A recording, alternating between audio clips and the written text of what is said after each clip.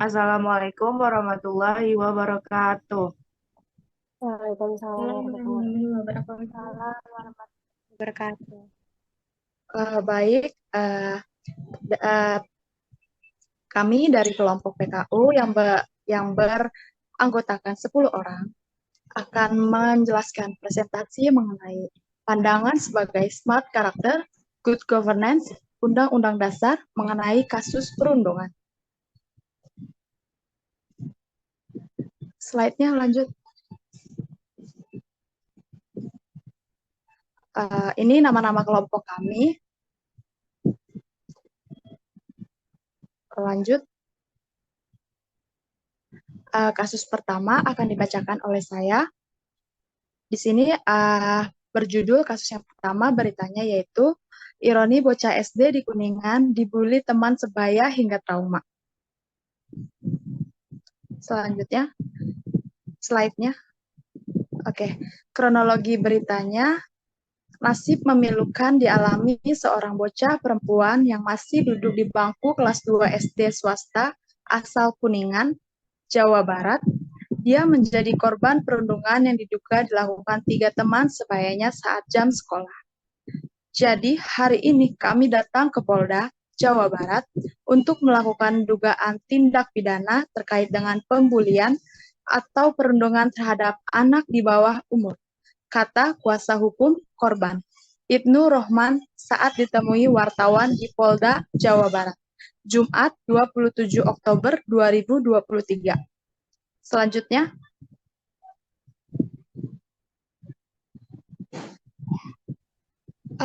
Sebelumnya, apakah suara saya terdengar? terdengar. Baik, untuk kasus yang kedua akan dibacakan oleh saya sendiri, yaitu aksi perundungan dengan motif asmara yang dilakukan oleh salah satu siswa SMP di Balikpapan. Yang mana kronologi beritanya adalah pada akhir September 2023, sebuah aksi bullying sadis kembali terungkap di media sosial. Siswa SMP berinisial AA, 13 tahun, dihajar dua pelaku berinisial MR dan KD yang sama-sama berusia 13 tahun di kawasan Masjid Darussalam, Balikpapan pada tanggal 23 September 2023. Kedua pelaku bahkan mengajar korban dengan teknik smackdown dan terus melakukan pemukulan walau korban tampak menangis kesakitan. Next. Kasus ketiga akan dibacakan oleh rekan saya berikutnya.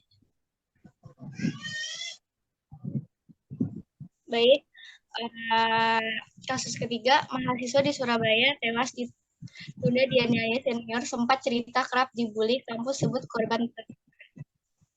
Kronologinya berita, MRFA baru 5 bulan tercatat sebagai mahasiswa atau taruna muda di salah satu kampus politeknik di Surabaya, Jawa Timur. Ia menyebut bibir anaknya pecah dan bengkak, termasuk di bagian hidung kanan, sementara dahi kanan, kiri, pipi, serta leher dan dada terlihat memar dan gosong. Ia melaporkan kematian sang anak ke Mapolsek Gunung Anyar pada Senin tanggal 6 bulan Februari 2013. Baik, berikutnya akan dilanjut. Oke, untuk kasus yang keempat yaitu santri di Pekalongan lebam dikeroyok, ibu lapor polisi. Next, soft.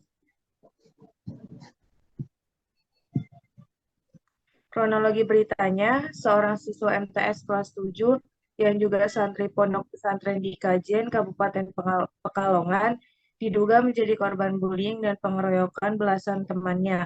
Ironisnya, para pelaku sebagian besar merupakan seniornya. Akibat penganiayaan itu, kondisi korban berinisial RG, 13 tahun, saat ini penuh luka lebam. Ibu korban, Husnul Khotimah, warga Wonokerto, Kabupaten Pekalongan, menyebut saat ini anaknya masih dalam kondisi syok hingga enggan masuk sekolah. Kasus selanjutnya, Oke, kasus kelima dibacakan oleh saya. Perundungan dan penganiayaan yang dilakukan oleh siswa SMP di Kecamatan Cimangguk, Kabupaten Cilacap, Jawa Tengah. Kronologi berita, siswa SMP dengan menggunakan seragam yang sama sedang berkumpul. Namun penganiayaan dan perundungan dilakukan oleh seorang siswa yang menggunakan topi hitam terhadap siswa lain. Pelaku tampak menganiaya korban berkali-kali. Korban dipukul, ditendang hingga tersungkur dan terpental. Dari kejadian tersebut, polisi telah menangkap dua pelaku bersinyal MK 15 tahun dan WS 14 tahun. Oke, sekian, terima kasih.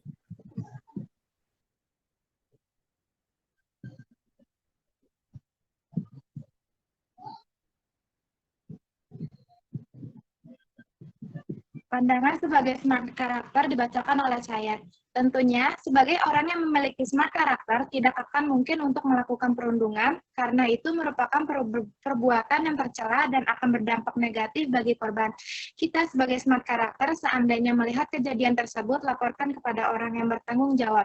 Jika teman dibully, berada di sekolah atau di kampus, laporkan kejadian tersebut kepada guru atau kepala sekolah.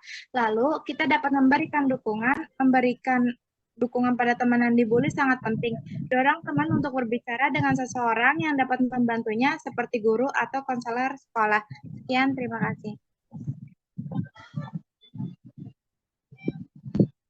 Baik, selanjutnya saya yang membaca. Menurut pandangan pemerintah, sebagai pemerintah yang baik, seharusnya bisa lebih menindaklanjuti secara teratur tentang kasus perundungan yang terjadi di sekolah.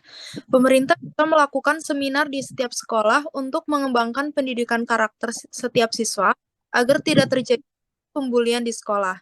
Pemerintah juga harus membuat tindakan pencegahan yang lebih efektif di seluruh satuan pendidikan. Sekian, terima kasih.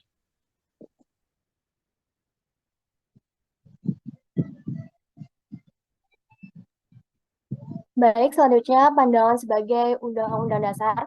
Pada prinsipnya, tindakan kekerasan dan bullying pada anak tidak dapat diterima.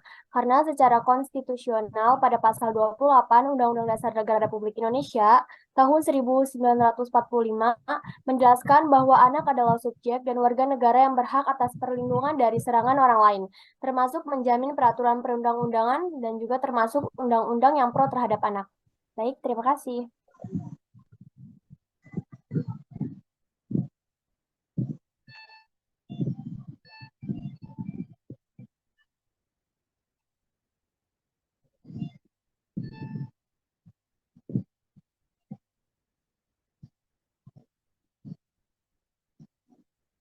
Selanjutnya, pandangan menurut kelompok kami, siapa yang baca?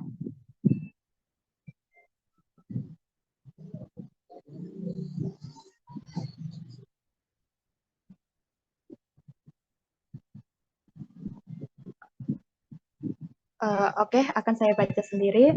Jadi kesimpulan yang kelompok kami akan kelompok kami bacakan, yaitu pandangan menurut kelompok kami.